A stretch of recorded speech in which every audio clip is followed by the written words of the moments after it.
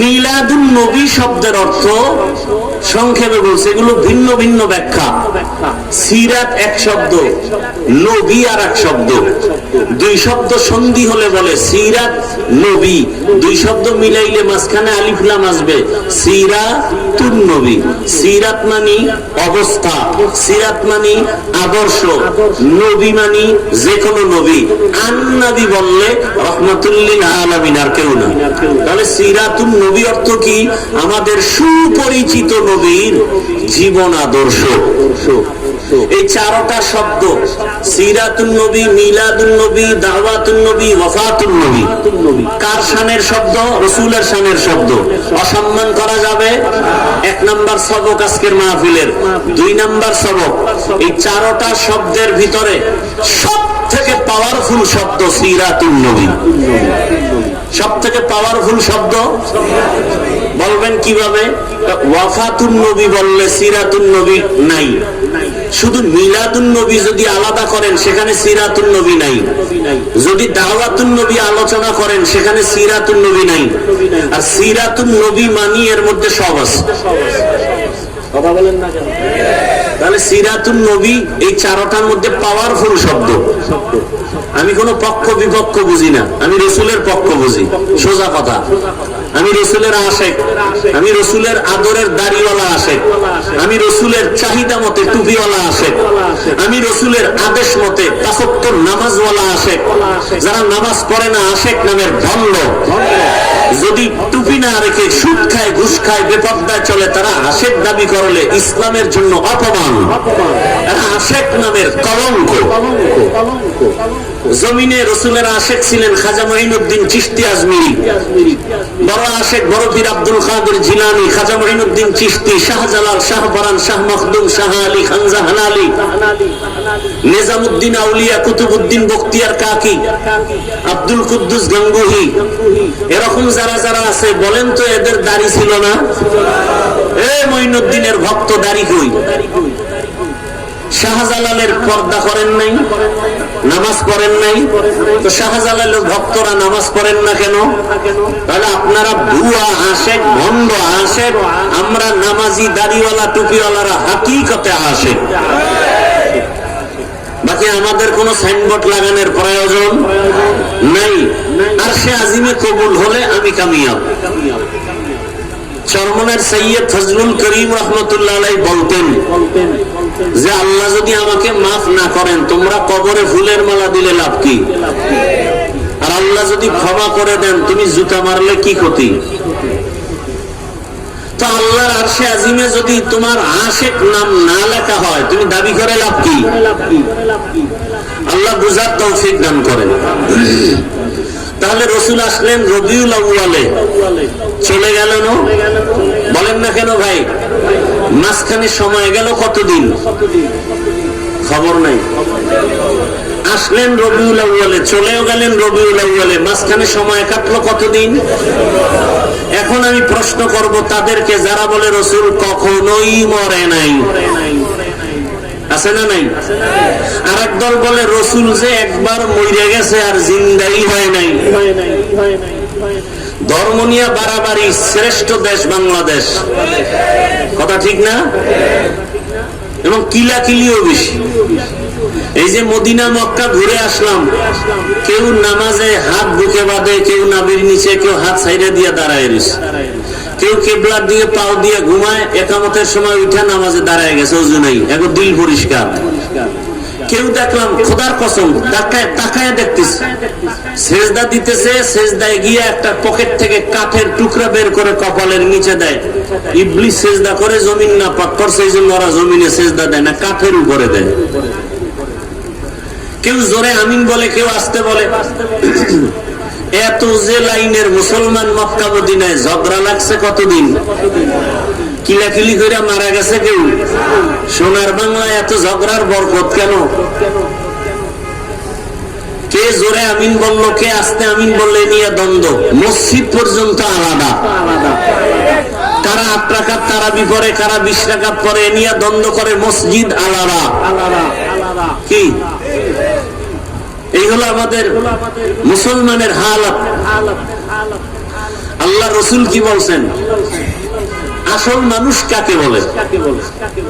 নবী বলেন খায়রুন নাস মান ইয়ানফাউন নাস, সবথেকে ভালো মানুষ তো ওই ব্যক্তি যার দ্বারা অন্য নিরাপদ থাকে, কষ্ট পায় না। আর আমরা ইচ্ছা করে কষ্ট দেই, দিতে পেরে খুশি, কারণ মুখে এমন কথা বলছি জাগাত কেন্দ্রে দিছি, এটা আমার মতো বেদ্যবের দ্বারা সম্ভব, কেউ ভাবতো না। কারণ আমার উপরে মা বাবার বদ্ধ আছে, তো এই জন্য আমি পারি, যারে পারি রাস্তায় কাদায় দিই। এবং বেয়াদব আছে না নাই? আল্লাহ হেদায়েত দান করুন। তো রসুল আসলেন রবিউল আউয়ালে, চলে গেলেন রবিউল আউয়ালে, মাঝখানে দিন কাটলো কতদিন?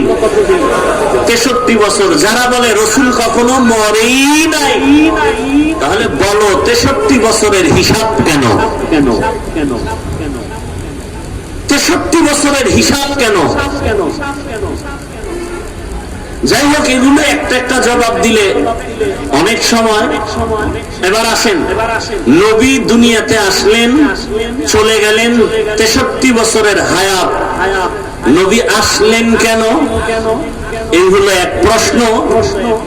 নবী নিয়ে আসলেন কি কারণে? আল্লাহ পাঠাইলেন, আবার 63 বছর পরে চলে গেলেন কেন? এবং রেখে গেলেন কি? এই টোটাল মূল আলোচনা দুই কথা, নবী নিয়ে আসলেন কি, রেখে গেলেন কি। বাংলায় তার সংক্ষেপ 1 মিনিটে জবাব। নবী দুনিয়াতে আসলেন উত্তম আদর্শ নিয়ে, আর রেখে গেলেন দুইটা জিনিস, একটা হলো কোরআন, আর একটা হলো রসুলের প্রেসক্রিপশন 23 বছরের সুন্নতি আদর্শ। তাহলে নিয়ে আসলেন কি? শেষ। এই 1 মিনিটও হয় না, শেষ। নবী নিয়ে আসলেন কি? উত্তম। রেখে গেলেন কয় জিনিস? কোরআন আর রসুলের সুন্নাহ। কোরআন আর সুন্নাহ মনে থাকবে তো ইনশাআল্লাহ। এবার বিস্তারিত, রসুল কি নিয়ে আসলেন? উত্তম আদর্শ। উত্তম আদর্শ বলতে কি? এ নিয়ে 2-4টা কথা, এরপরে দোয়া। আল্লাহ তাআলা রাসূলের আদর্শ সম্পর্কে বলেছেন সবথেকে দামি আদর্শ, ইন্নাকা লাআলা খুলুকিন আযীম। রাসূলের আদর্শ কত উত্তম, কত দামি।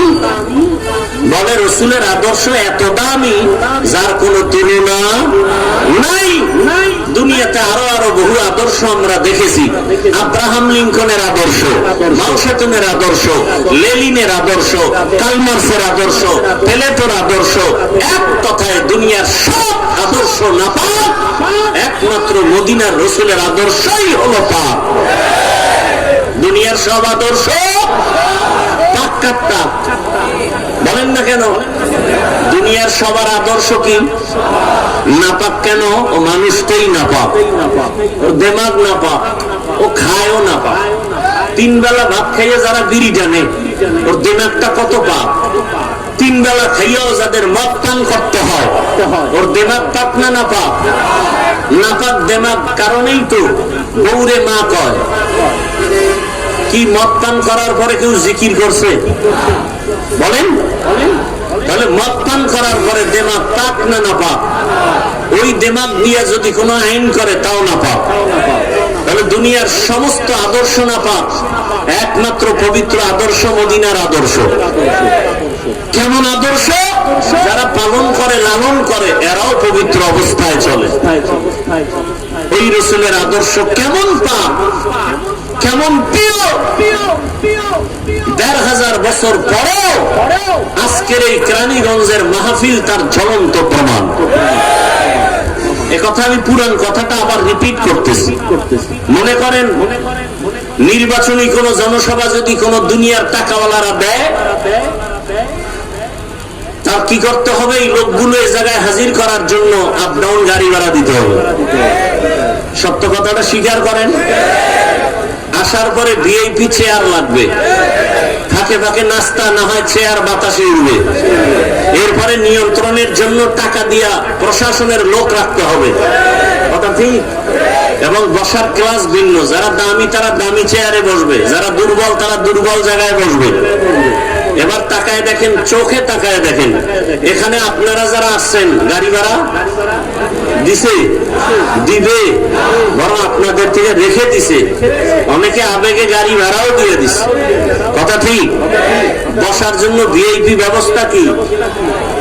কার্পেট, মখমলের চাদর, হ্যাঁ, এমন ত্রেপাল দিছে, এইটা যদি কোনো বিয়ার অনুষ্ঠানে দেয় তো মহব্বতে জুতা হাতে চলে আসবে।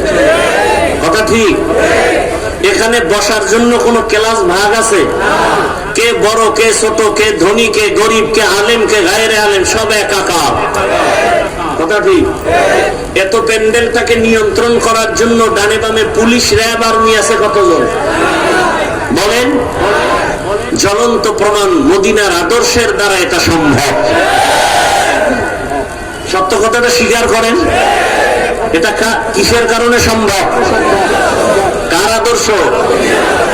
ইমামুল আউয়ালিনাল আখিরিন বাহরে সাদকা রাহমাতাল লিল আলামিন সাইয়্যিদুল কাউনাইন খাতমুল মুরসালিন আখির আমদ বিদি ফখরুল আউয়ালিন শুদ ওজুদাস রাহমাতাল লিল আলামিন মসজিদে শুদ হামারে জমিন। রহমতের নবীর আদর্শ এত সুন্দর, কে ধনী কে গরিব কোনো ভেদাভেদ নাই। রহমতের নবী যেই প্লেটে খায় ওই প্লেটে গোলাম মহিষা খানা খায়। আরবে গেলে এখনো দেখবেন রহমতের নবীর আদর্শ এখনো আছে। আরবের বড় বড় টাকাওয়ালারা এখনো যেই দস্তরখানে খানা খায়, কাজের লোকেরাও একই দস্তরখানে খানা খায়। এটা কার সুন্নাত? এটা তাবলীগ ওয়ালাদের সুন্নাত। কার সুন্নাত?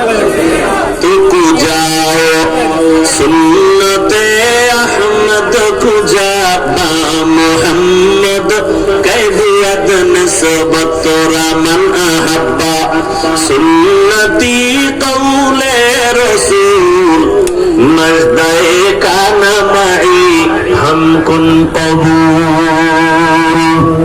রহমতের নবী উত্তম আদর্শ নিয়ে আসলেন। জায়গাটার নাম বলেন, কোথায় আসছেন? কেরানীগঞ্জ। কোথায় বলেন না কেন? মক্কা নগরীতে আসছেন, মদিনায় না। কোথায়? মক্কা নগরীতে আসছেন। এমন এক সময় নবী আসছেন যেই মক্কা নগরীর মানুষ পৃথিবীর নিকৃষ্ট চরিত্রহীন, লম্পট আর খারাপ। দেখছেন নি কারবার? প্রত্যেকটা পয়েন্টে পয়েন্টে আলাদা আলাদা সবক। কেরানীগঞ্জ মডেল মসজিদ আসেনি? আছে। সবাই দেখার জন্য মাঝে মাঝে যায়। ভালো করে বুঝবেন কেরানীগঞ্জে কত আকাম কুকাম চলে। চলে না? চলে না? মদের আড্ডা, তাসের আড্ডা, জুয়ার আড্ডা, সব চলতে চলতে এগুলো কিন্তু মসজিদের পাশে চলেনি না। কারণ উল্টাপাল্টা যা ডাইনে বামে করে মসজিদের পাশের মানুষগুলো একটু কম করে। কেন? মসজিদ সাবধান, কখন আবার গজব আসে, ঠাড়া পড়ে। কথা ঠিক নেই? তাহলে দুনিয়ার মধ্যে নেচার হলো দুনিয়ার সবাই উল্টা পাল্টা স্বাভাবিক ভাবে করে, তবে মসজিদ মুখী মানুষগুলো একটু কম করে, পাশের মানুষও কম করে। দুনিয়ার সব মানুষ খারাপ হতে পারে চূড়ান্ত, কিন্তু বাইতুল্লাহর পাশের মানুষ খারাপ হলেও তো অন্যদের তুলনায় কম হবে। কিন্তু না, ইতিহাস বলে পৃথিবীতে মক্কার পাশের মানুষের মতো খারাপ আর নাই। এত বড় দামি ঘরের পাশের মানুষ এত খারাপ কেন? আর ঘরটা কেমন দামি? বাইতুল মুকাররমের মতো দামি। ইন্না আউয়ালা বাইতি উযিআ লিন-নাস লাল্লাযী বিবাক্কাতা মুবারাকাও ওয়া হুদা মুবারাকাও ওয়া হুদাল লিল আলামিন।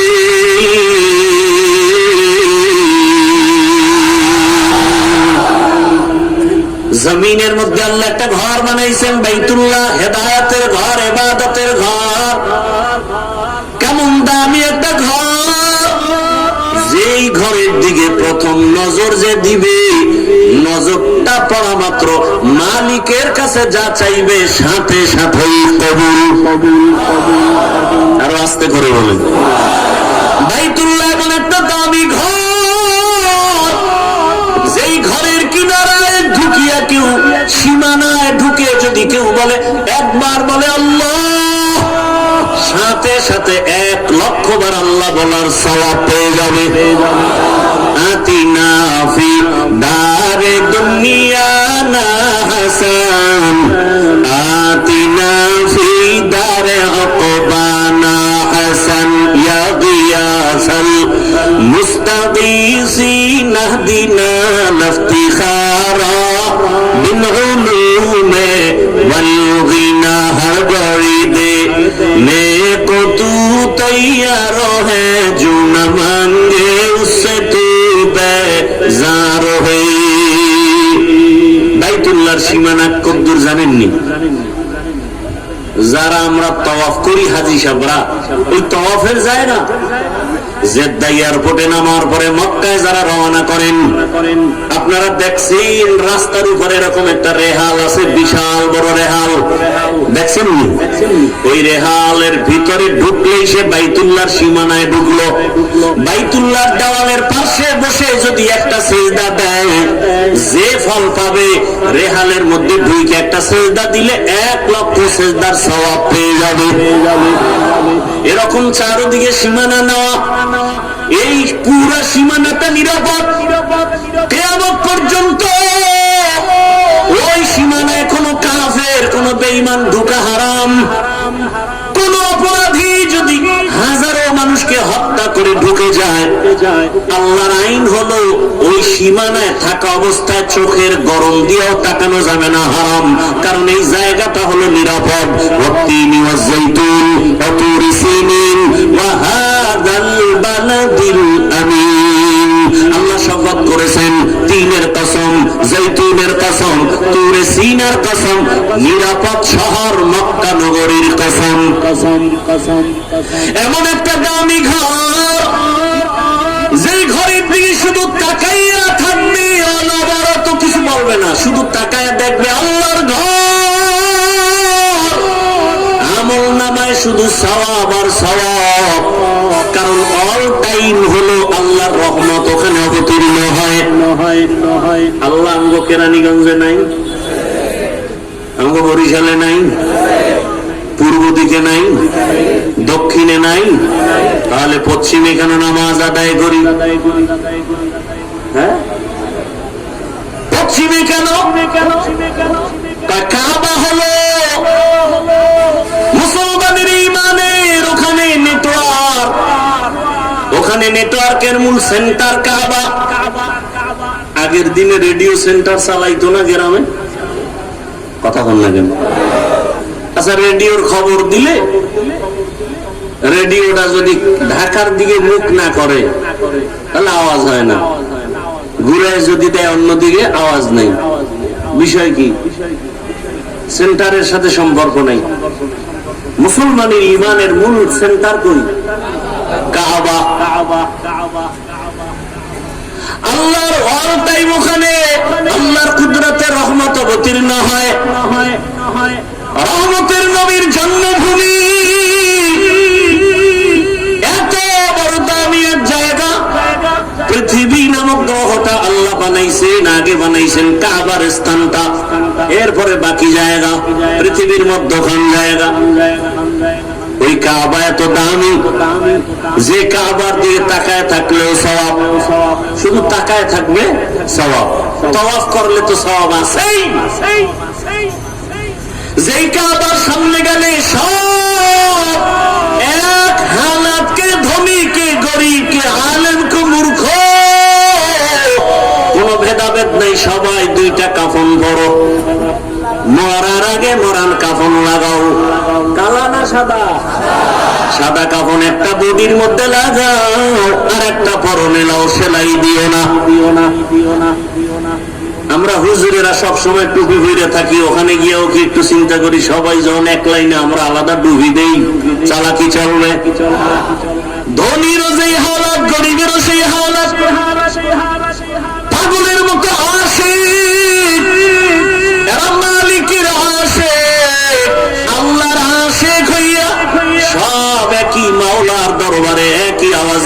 টাকা চায়, লাব্বাইক আল্লাহুম্মা লাব্বাইক, লাব্বাইক লা শারীকা লাক লাব্বাইক, ইন্নাল হামদা ওয়ান নি'মাতা লাকা ওয়াল মুলক লা শারীকা লাক। রিকশাওয়ালা ওই আওয়াজ না তারটা আলাদা, দেনেওয়ালা তো জায়গা মতো দিবেন, কিন্তু ডাকার সবার একই আওয়াজ, কোন আলাদা নাই। ওখানে সবাই মাওলার আশেক। কার আশেক বলেন না কেন? আচ্ছা, আমি মাওলার আশেক বলছি না, আল্লাহর আশেক বলার পরে কারো অন্তরে কোনো প্রশ্ন? এটারে আমি যদি বাংলায় বলি মাওলার পাগল, তো এই চুলকানি অনেকের শুরু। আল্লাহর ওখানে যাইয়া পাগল হয়ে যায় মানুষ।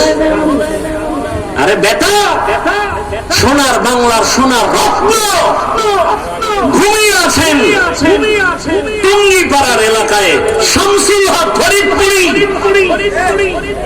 রহমতুল্লাহ আলাইহি, তিনি তো বলেছেন আইয়ুব খানকে ধমক দিয়ে বলেছিলেন, আইয়ুব খান টাকা দিয়ে গরু কিনা যায়, শামসুল হকরে কিনা যায় না। সেই শামসুল হক বলেছেন পৃথিবীর সব মানুষ পাগল, একটা মানুষ পাগল ছাড়া নাই। কেউ টাকার পাগল, কেউ ক্ষমতার পাগল, কেউ নারীর পাগল, কেউ গাড়ির পাগল, কেউ বাড়ির পাগল। যে ক্ষমতার পাগল ও ঘুমাইয়াও দেখে ক্ষমতা, নামাজে দাঁড়াইয়াও দেখে ক্ষমতা। যে নারীর পাগল সে 24 ঘন্টা নারী নারী জিকির আর ফিকির। যে বাড়ির পাগল 24 ঘন্টা তার বাড়ি বাড়ি জিকির আর ফিকির। এই সব পাগলের মধ্যে একদল পাগল আছে, এরা নারীর পাগল না, টাকার পাগল না, ক্ষমতার পাগল না, বাড়ির পাগল না। এই পাগলগুলো শুধুমাত্র আমার আল্লাহ তাআলার পাগল। কার পাগল? तू दिल में तू आता है समझ में नहीं आता, तू दिल में तू आता है समझ में नहीं आता, बस जान लिया मैं तेरे पहचान यही है, बस जान लिया मैं तेरे पहचान यही है। যে টাকার পাগল সে টাকা তালাশ করে, ঠিক নেই? যে ব্যক্তি টাকার পাগল সে টাকা টাকা চায়। যে ক্ষমতার পাগল সে বলে টাকা লাগবে না, ক্ষমতা চাই। যে নারীর পাগল কার মা বাপ